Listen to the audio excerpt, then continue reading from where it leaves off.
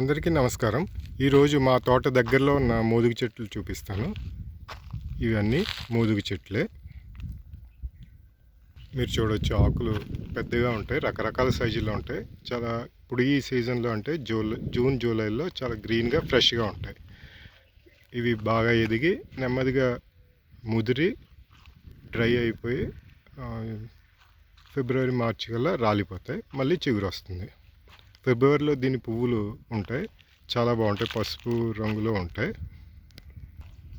ఈ చెట్టుని ఆకుల్ని ఆధ్యాత్మికంగా ఉపయోగిస్తారు, యజ్ఞాల్లోని వ్రతాల్లో కూడా ఉపయోగిస్తారు.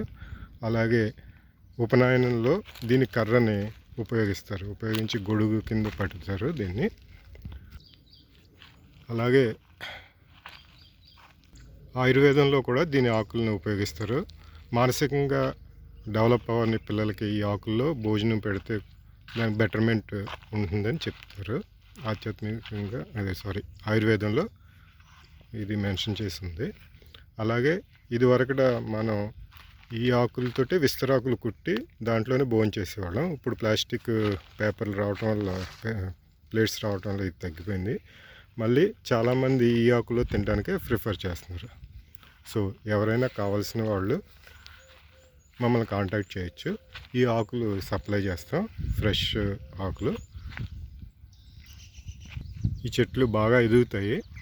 ఒక చోట అయితే చిన్న సైజు చిన్న మామిడి చెట్లు అలాగా అంత పెద్దగా అవుతాయి.